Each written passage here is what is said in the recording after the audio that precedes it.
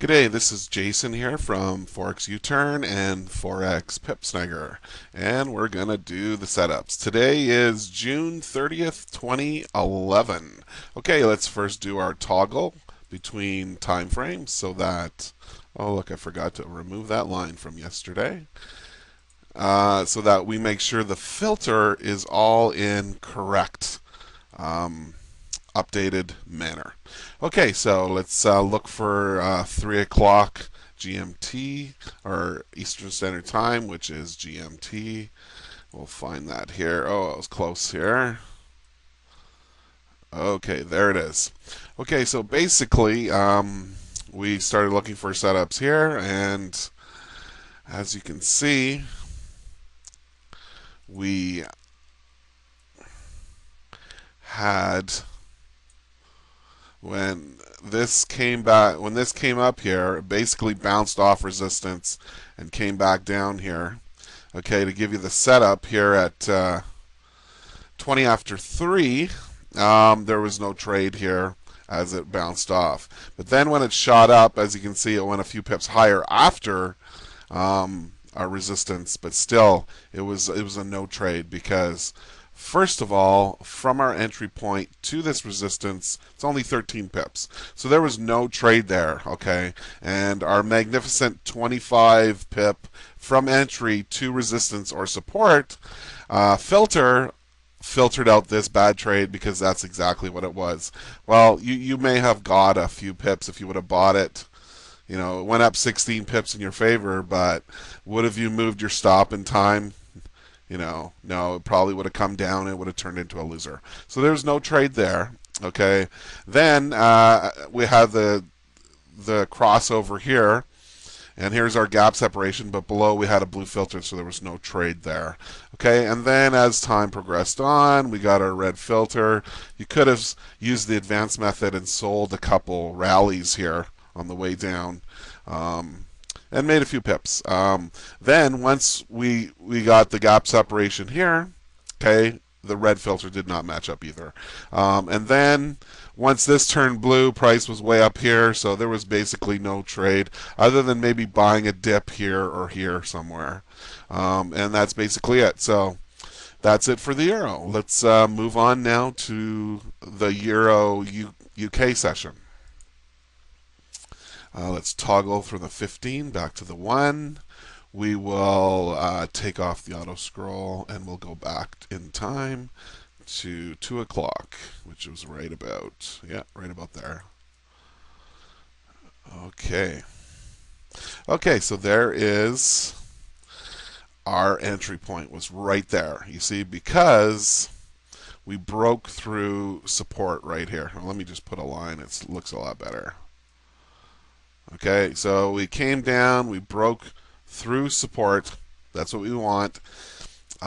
Came back up a few minutes later, touched the line here. You would have sold it here, and down it went, and you would have made your 10 pips within about 7 minutes. Over here, there was no trade because the filter did not match up. And same with over here, did not match up. And here as well did not match up. So there was just the one trade here, and the entry time was exactly 6 minutes after 2 at 44.96. Okay, so that's that trade, or that chart, I should say. Put the auto scroll back on. We'll go back here and remove these two lines, and then we're off to the pound. Okay, so the pound, let's do the auto scroll first. Back to the 5 minute. Let's find our opening time. Look at that. I hit it right on the nose. Look at that, ladies and gentlemen. I put the line on and hit 10 o'clock right on the nose. Okay, so anyway, as you can see here, on our opening here, we went up and basically went a few pips above this little resistance area and came down. But as you can see, this tiny little area here is not a correct gap size. Okay, this is more of a correct gap size. This is more of a correct gap size, and same with over here and over here. But when they're tiny like that, there's no trade. Plus, it bounced off resistance. So anyway, then it kind of just fell down here. It never really retraced back enough into the trigger line to get in, and this is where sometimes you have to make a decision yourself. Do I just jump in and go with the flow and maybe suffer a bit of drawdown, or do I just pass because it didn't come back into the trigger line?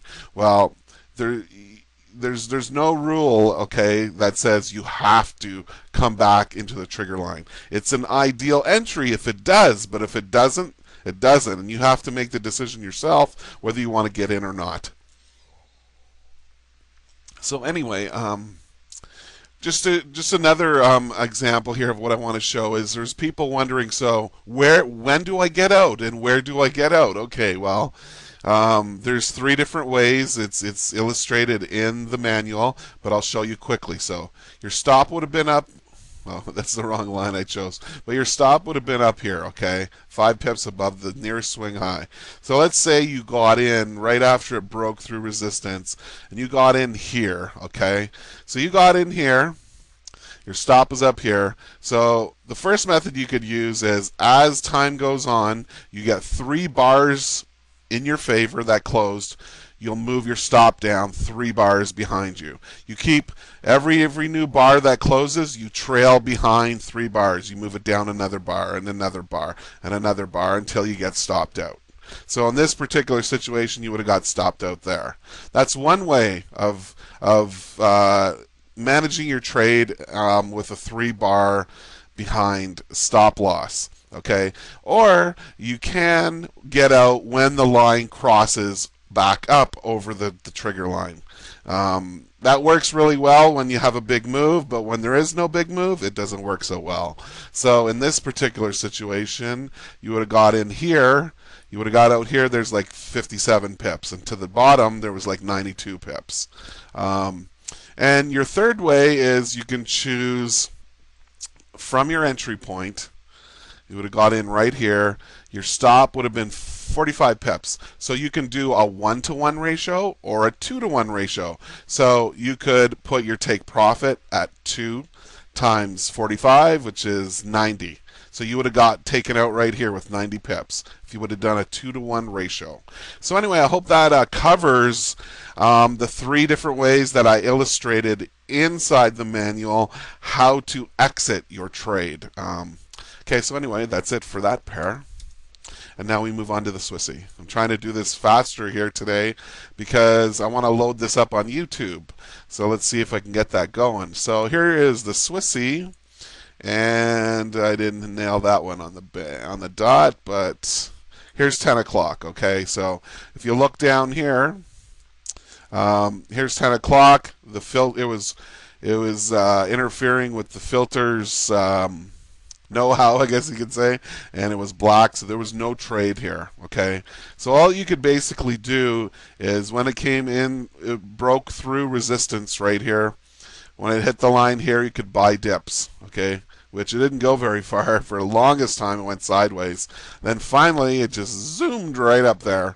So if you would have got in somewhere here and put your stop down here, and you would have held it for a long time. The most you got was 16 pips throughout this sidewinder here.